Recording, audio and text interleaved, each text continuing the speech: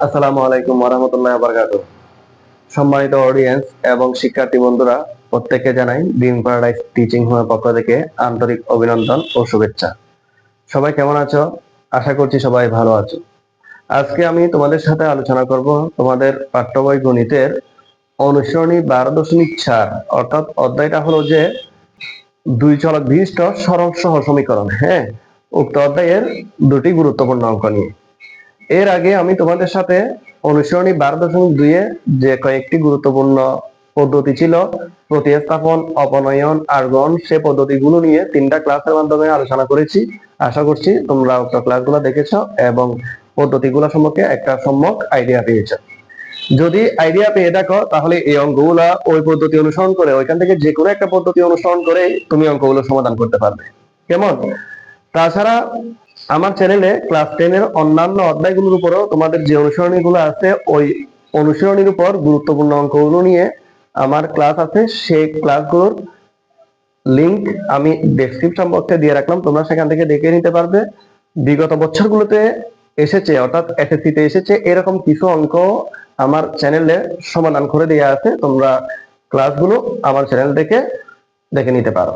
হ্যাঁ, এখন আমি আলোচনা করছি তোমাদের সাথে 10 নাম্বার অনুসরণী 12.4 এর 10 নাম্বার অঙ্কটি। এখানে উল্লেখ আছে কোন ভগ্নাংশের লব ও হরের প্রত্যেকটির সাথে 1 যোগ করলে ভগ্নাংশটি 4/5 হবে। আমরা তো ভগ্নাংশ চিনি, অর্থাৎ যার লব এবং হর দুইটা অংশ আছে, লব হলো উপরের অংশটা, হর হলো নিচের অংশটা।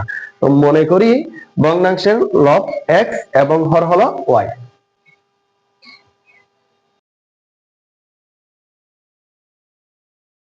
তো ভগ্নাংশের লব x হর y হলে ভগ্নাংশটি হবে x/y। এটা লিখে সরাসরি তুমি ভগ্নাংশটিও লিখতে পারো, মনে করি ভগ্নাংশটি x/y।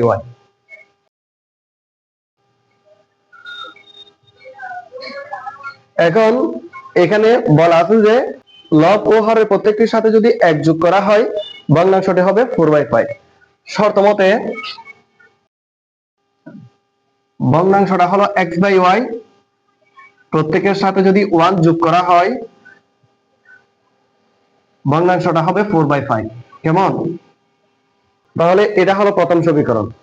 তো আমি এই সমীকরণটাকে আরো কিছু কাজ করে এটাকে আরো সহজ করতে পারি, সেটা হলো আর আর গুণ করব। আর আর গুণ করলে 5 এর সাথে উপরে গুণ করতে হবে, 5x + 5 ইকুয়াল 4y + 4। এটাকে বলা হয় আর আর গুণ করা। 4 এর সাথে y গুণ করলে 4y, 4 এর সাথে 1 গুণ করলে 4, বা 5x - 4y ইকুয়াল 4 - 5। সুতরাং 5x - 4y ইকুয়াল -1। এই কাজগুলো তো আমরা সচরাচর বুঝি, এটাকে ধরলাম সমীকরণ 1। আবার বলা আছে লব ও হরের প্রত্যেকটি থেকে 5 বিয়োগ করলে ভগ্নাংশটি হাফ হবে। আবার লব ও হর, লব হলো x, হর হলো y, প্রত্যেক থেকে যদি আমি 5 বিয়োগ করি -5 - 5, তাহলে ভগ্নাংশটির মান হবে হাফ ইকুয়াল হাফ। আগের মতো আমরা আর আর গুণ করব, অর্থাৎ 2 দিয়ে উপরেরটা গুণ করব, 2x - 10 ইকুয়াল টু y - 5, বা 2x - y ইকুয়াল -5 + 10। সুতরাং 2x - y ইকুয়াল 5। এটাকে আমি সমীকরণ 2 ধরব। এখন এই অবস্থায় অঙ্কটিকে আমি তোমাদেরকে আমি 3টা পদ্ধতি শিখিয়েছি, 3টা ভাবে সমাধান করতে পারবে। এবং লেখচিত্র যদি কারো জানা থাকে তাহলে লেখচিত্রের মাধ্যমেও এই অঙ্কটা সমাধান করা সম্ভব। অর্থাৎ 4টা পদ্ধতিতে তুমি অঙ্কটা সমাধান করতে পারবে এই অবস্থা থেকে, যদি তুমি সমীকরণটা গঠন করতে জানো। আমরা অনুসরণী 12.4 এ সমীকরণ গঠন করে দেওয়া ছিল, জাস্ট সেগুলাকে আমি বিভিন্ন প্রক্রিয়ার সাহায্যে সমাধানটা বের করেছি। আর এখানে সমীকরণ গঠন করে দেওয়া নাই, কিন্তু কিভাবে সমীকরণটা গঠন করবে সে সম্পর্কে একটা নির্দেশনা দেওয়া আছে। আমি সেখান থেকে সমীকরণ গঠন করলাম। এখানে যেহেতু কোনো নির্দিষ্ট পদ্ধতি নেই, আমার কাছে 4টা পদ্ধতি জানা থাকলে যে কোনো 4টা থেকে একটা পদ্ধতিতে আমি অঙ্কগুলো সমাধান করতে পারবো। এখন এখানে এটা সমীকরণ 1 আছে, এটা হলো সমীকরণ 2। এখানে সমীকরণ 2 নং হতে যদি শুরু করি, অর্থাৎ প্রতিস্থাপন পদ্ধতিতে করব। প্রতিস্থাপন পদ্ধতিতে করলে আমি খুব সহজে এই অঙ্কটা সমাধান করতে পারবো। কেমন? তাহলে সমীকরণ 2 নং হতে পাই, সমীকরণ 2 নং হলো 2x - y = 5, বা মাইনাস ওয়াই ইকুয়াল 5 - 2x,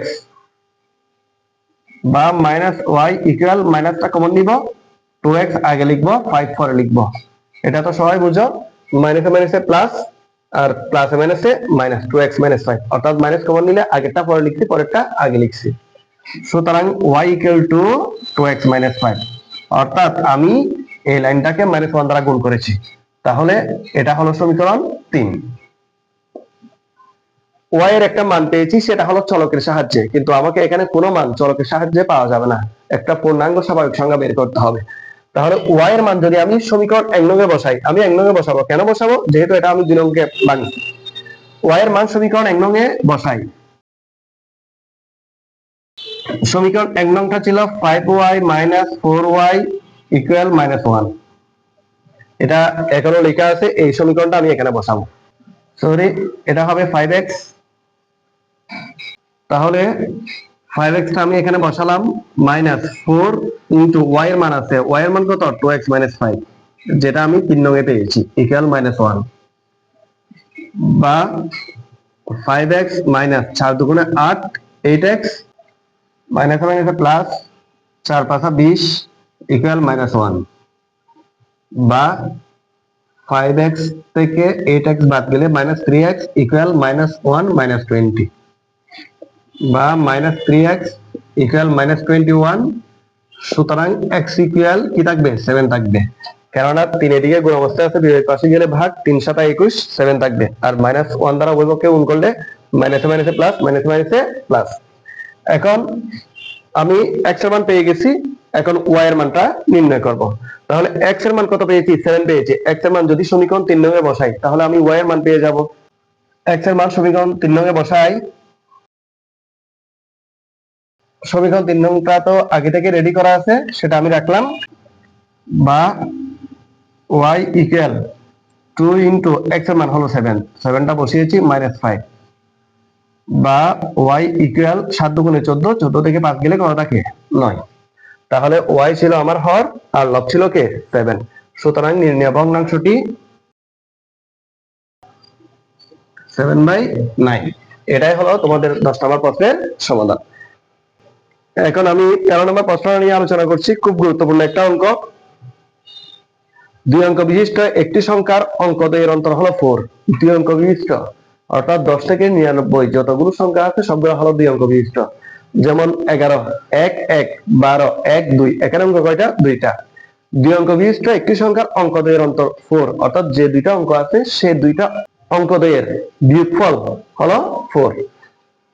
সংখ্যাটির অঙ্কদ্বয় স্থান বিনিময় করলে, অর্থাৎ একক স্থানীয় অঙ্ক এবং দশক স্থানীয় অঙ্ক মিলে হয় 2 অঙ্ক বিশিষ্ট সংখ্যা। এখানে যদি কোন সংখ্যার অঙ্কদ্বয় স্থান বিনিময় করে, অর্থাৎ একক স্থানীয় অঙ্কের জায়গায় দশক স্থানীয় অঙ্ক এবং দশক স্থানীয় অঙ্কের জায়গায় একক স্থানীয় অঙ্ক আসে, তাহলে যে সংখ্যা পাওয়া যায় তার ও মূল সংখ্যাটির যোগফল হবে 110। সংখ্যাটি নির্ণয় করো। যদি বোঝানোতে কঠিন লাগে, একটু মনোযোগ সহকারে দেখবে, করানোর সময় অবশ্যই বিষয়টা সহজ লাগবে তোমার কাছে।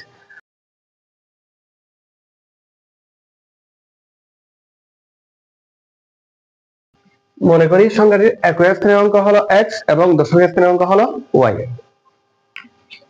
সুতরাং সংখ্যাটির একটা সূত্র আছে, সেটা হলো 10 ইনটু দশক স্থানীয় অঙ্ক প্লাস একক স্থানীয় অঙ্ক। এখন 10টা বসালাম, ইনটু দশক স্থানীয় অঙ্ক হলো y প্লাস একক স্থানীয় অঙ্ক হলো x। তাহলে সংখ্যাটা দাঁড়ায় 10y প্লাস x। অর্থাৎ কোন সংখ্যা এভাবে নির্ধারণ করা হয় যদি সংখ্যাটির একক স্থানীয় অঙ্ক এবং দশক স্থানীয় অঙ্ক জানা থাকে। এখন তোমাকে সমীকরণ তৈরি করতে হবে। 2 অঙ্ক বিশিষ্ট একটি সংখ্যার অঙ্কদ্বয়ের অন্তর হলো 4, অর্থাৎ দুটো অঙ্কের যে ডিফারেন্স, যে পার্থক্যটা আছে, পার্থক্যটা হলো 4 এর। শর্ত মতে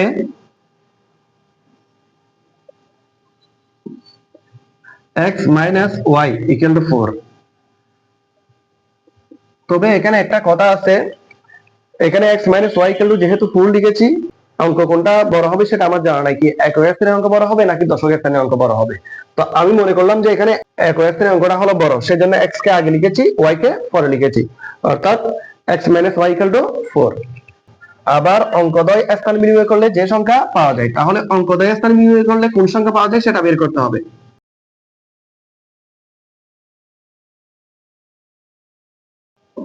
তা হলো এখানে আছে tan y + x, স্থান বিনিময় করলে অর্থাৎ x এর জায়গায় y আসবে, y এর জায়গায় x যাবে, তার মানে tan x + y। ঠিক আছে, এখন তার ও মূল সংখ্যাটির যোগফল হবে 110। তাহলে শর্ত আরেকটা রেডি করা যায়। দ্বিতীয় শর্ত মতে অঙ্কদ্বয় স্থান বিনিময় করলে স্থান বিনিময়কৃত সংখ্যা এবং মূল সংখ্যা দুটো সংখ্যার যোগফল হলো 110। তাহলে আগে ছিল tan y + x যোগ নতুন করে পেয়েছি tan x + y, স্থান বিনিময় করলে ইকুয়াল যোগফল কত হয় 110, বা tan y আর y যোগ করলে 11y হয়, প্লাস x আর tan x যোগ করলে 11x হয়, 11x ইকুয়াল 110। বা উভয় থেকে যদি আমি 11 কমন নিই